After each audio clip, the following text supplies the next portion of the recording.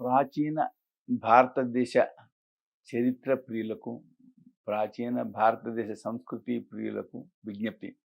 క్రీస్తుపూర్వం 4వ శతాబ్దిలో హిందూ మతం పుట్టింది అని భారతదేశ చరిత్రలో రాశారు.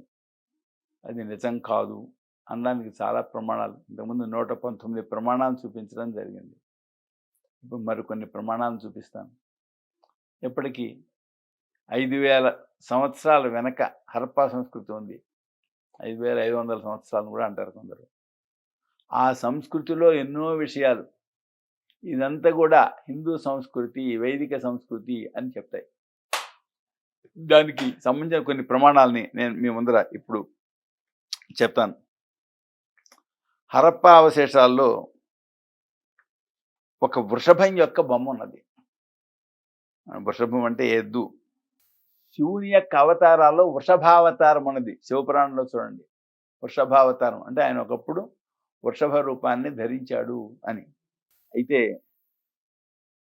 ఋగ్వేదంలో 2వ మండలంలో 33వ సూక్తంలో రుద్రుణ్ణి వృషభ అని స్తుతించారు. మరి రుద్రునికి వృషభ అవతారం ఉందని చెప్పా కదా, ఓ రుద్రా, ఓ వృషభమా అని చెప్పని ఆయన్ని సంబోధించారు. అలాగే అక్కడే మా వృషభ చక్షమీథాహ అని చెప్పని 7వ మంత్రంలో, 2వ మండలంలో 33వ సూక్తంలో 7వ మంత్రంలో ఓ వృషభమా అని రుద్రుని స్తుతించారు. ఆ గ్రంథంలోనే 8వ మంత్రంలో వృషభాయ స్వితీచే అని చెప్పని ఆయన్ని వృషభ రూపంగా స్తుతించారు. 15వ మంత్రంలో కూడా వృషభాన్ని స్తుతించారు. ఇదొకటి. తైత్రీయ ఆరణ్యకం అనే వేదభాగంలో 10వ ప్రశ్నలో 1వ అధ్యాయంలో 5వ పంసలో ఏమని చెప్పారు? వృషభ గాయత్రి అని ఉంది. వృషభ గాయత్రి అంటే ఆ వృషభ రూపమైనటువంటి నందీశ్వరునికి సంబంధించిన గాయత్రి. దాంట్లో నంది ప్రచోదయాత్ అని, ఆ నంది నన్ను ప్రేరణ చేయుగాక అని ఉంది అక్కడ. ఇది వేదంలో విషయం. హరప్ప తవ్వకాల్లో వృషభ ముద్రలు చాలా దొరికాయి. 1 కాదు 2 కాదు. ఈ మాట తరతరాల భారత చరిత్రలో రుమిల్లా థాపర్ రాశారు 21వ పేజీలో. ఏమండి, శివ సహస్రనామావళిలో వృషరూప అని చెప్పని శివునికి ఒక నామం ఉంది. ఇది 36వ శ్లోకంలో ఉంది. నందిహి అనే నామం కూడా ఉంది. ఇది 75వ శ్లోకంలో ఉంది. శివ సహస్రనామంలో మీరు చూసుకోవచ్చు. గవాంపతి అనే నామం ఉంది. గవాంపతి అంటే ఎద్దని అర్థం, ఆబోతు అని అర్థం. 72వ శ్లోకంలో ఉంది. ఇవన్నీ ఏం చెప్తున్నాయి? ఇవన్నీ కూడా వైదిక సంస్కృతికి హరప్పా సంస్కృతికి సంబంధం ఉంది, దగ్గర సంబంధం ఉంది అనే అంశాన్ని తెలుపుతున్నాయి. హరప్పా సంస్కృతిలో పశుపతి దేవుని ముద్రిక దొరికింది. ఆయన పశుపతి దేవుడు అంటున్నారు. వాళ్ళు ఎందుకన్నారు అలాగా? చుట్టూ పశువులు ఉన్నాయి, మధ్యలో ఆయన ఉన్నాడు, అందుకోసం పశుపతి దేవుడు అని పేరు పెట్టుంటారు బహుశా. అయితే ఈ పశుపతి అనే పేరు ఎవరికి ఉంది? శివునికే ఉన్నది, రుద్రునికి ఉన్నది. తైత్రి యజుస్సంహితలో 4వ కాండంలో 5వ ప్రపాఠకంలో 12వ పనసలో పశుపతయే అని చెప్పని ఉన్నది. ఏమండి, ఒకచోట కాదు, అదే గ్రంథంలో 17వ పనసలో పశుపతయేచ అని ఉన్నది. తైత్రీయ ఆరణ్యకంలో 10వ పనసలో 87వ అనువాకంలో పశుపతయే స్వహ అని ఉన్నది. అదే గ్రంథంలో 22వ అనువాకంలో పశుపతయే నమో నమః అని ఉన్నది. ఏమండి, ఇన్ని చోట్ల ఆ పశుపతి పేరుంది. మరి ఆ పశుపతి ఈయనక ఒకటి కాదంటే ఎలాగా? ఆ మతం వేరండి, ఆ మత చిహ్నాలు ఏం దొరకలేదు, ఇలా రాస్తారు చరిత్ర పుస్తకాల్లో. ఇవిడే రుమిల్లా థాపర్ రాసింది. ఇవన్నీ మత చిహ్నాలు కావండి. ఏమండి, అయితే ఈయనకి 3 కొమ్ములు ఉన్నాయని వీళ్ళు రాశారు. ఏది 2 కొమ్ములు ఉన్నాయి, 3 తలలు ఉన్నాయని రాశారు. అన్ని అబద్ధాలే. నేను ఆ ముద్రికను భూతద్దం పెట్టి చిరకాలం పరిశీలించి ఆయనకి 3 తలలు లేవు, 2 కొమ్ములు లేవు అనేది నేను దృఢపరుస్తూ వ్యాసం రాశాను. ఆ చిత్రాన్ని ఎన్లార్జ్ చేసి ఆ విషయాలు నిరూపించడం జరిగింది. ఇది ఒక ప్రమాణం. చూడండి, హరప్పా ముద్రికల్లో రావి జుట్టు బొమ్మలు లభించాయి. రుమిల్లా థాపర్ గారు తరతరాల భారత చరిత్రలో 22వ పుటలో రాశారు. అథర్వవేదంలో రావి చెట్టును ప్రత్యేకించి ఒక సూక్తంతో ప్రశంసించారు. ఇది అథర్వవేదంలో 3వ కాండలో 2వ అధ్యాయంలో 6వ సూక్తంలో ఉంది. అక్కడ ఏమని ప్రస్తుతించారంటే, శత్రువులను తిరస్కరించే అశ్వత్థం ఇతరములను ఓడించే వృషభం వంటిది. ఓ అశ్వత్థమా, నీ సహాయంతో మేము శత్రువులను ఓడిస్తున్నాము అని ఉంది. ఏమండి, అశ్వత్థం సహాయంతో శత్రువులను ఓడించడం ఏమిటి అంటారా? అశ్వత్థం కర్ర చాలా దృఢమైంది, దాంతో ఆయుధాలను చేసుకుంటే శత్రువులను ఓడించలేరా? అదొకటి. అయితే అశ్వత్థ వృక్షం ఒక దివ్యమైనది, దాని యందు దేవతా శక్తి ఉంది అంటే ఆ దేవతా అనుగ్రహం వల్ల ఓడిస్తారని చెప్పచ్చు. అంతేకాదండి, అశ్వత్థ వృక్షానికి ఒక దివ్యమైన శక్తి ఉంది, దాని మొదట్లో కూర్చుని ఏదైనా ఒక ధార్మిక కార్యం చేస్తే విశేష శక్తి వస్తుంది అని ఉంది. అశ్వత్థ వృక్షం రావి చెట్టు చుట్టూ ఒక విశిష్టమైన శక్తి ఆవరించి ఉంటుందిట. ఆ చెట్టు మొదట్లో కూర్చుని ఏదైనా ఒక ధార్మిక కార్యం చేస్తే విశేష ఫలం వస్తుంది. కనుక ఆ విధంగా ధార్మిక కార్యం చేసి విశేష శక్తిని పొంది శత్రువుని ఓడించవచ్చు. వాళ్ళ యొక్క అభిప్రాయం, అక్కడ మంత్రం యొక్క అభిప్రాయం నేను చెప్పింది. కనుక ఈ అశ్వత్థ వృక్షం కూడా హరప్పా సంస్కృతికి వైదిక సంస్కృతికి ఉండేటువంటి సంబంధాన్ని స్పష్టం చేస్తోంది. ఏమండి, అలాగే హరప్పా సంస్కృతిలో లభించిన చిత్రలిపిలో యజ్ఞ విషయాలు ఉన్నాయి. 1 కాదు 2 కాదు. మరి యజ్ఞం అనేది ఎక్కడుంది? యజుర్వేదంలో ఉన్నది. యజుర్వేదంలో యజ్ఞాన్ని గురించి ఉంది. యజ్ఞం ఎలా చేయాలి, ఏ పాత్రలతో చేస్తారు, ఏ విధంగా చేస్తారు అన్నీ ఉన్నాయి. దాంట్లో ఉపయోగించే మంత్రాలు, దాని మరి కాసిన వివరాలు మనకు కల్పము అనేటువంటి గ్రంథంలో లభిస్తాయి. కల్పం అనే శాస్త్రం వేదాంగం అది. అయితే ఇక్కడ విశేషం ఏమిటంటే, ఆ యజ్ఞంలో ఉపయోగించేటువంటి పాత్రల వంటి బొమ్మలు మనకి ఇక్కడ హరప్పా సంస్కృతిలో లభిస్తాయి. అది గమనించాలి. అక్కడ ఒక వృషభ ముద్రిక ఉంది. వృషభ ముద్ర అంటే ఎద్దు వంటి బొమ్మ, ఎద్దు బొమ్మే. ఆ ఎద్దు బొమ్మ పైన కొన్ని బొమ్మలు ఉన్నాయి. అవన్నీ కూడా ఏం చెప్తాయి? యజ్ఞ పాత్ర అని తెలుపుతాయి. యజ్ఞంలో ఉండేటువంటి పాత్రల బొమ్మలు అక్కడ ఉన్నాయండి. మరి ఇది హరప్పా సంస్కృతికి వేదానికి దగ్గర సంబంధం ఉన్నట్టు తెలపట్లేదా? చూడండి, అక్కడ వృషభ ముద్రికపై ఉండేటువంటి బొమ్మల్లో చాలా ఆశ్చర్యం కలిగిస్తుంది ఈ అంశం. ఒక చక్రం ఉంది. యజ్ఞంలో చక్రాన్ని ఉపయోగిస్తారు. అక్కడ ఒక వడగట్టే పాత్ర ఉంది. యజ్ఞంలో సోమాన్ని దంచిన తర్వాత దాన్ని వడగడతారు.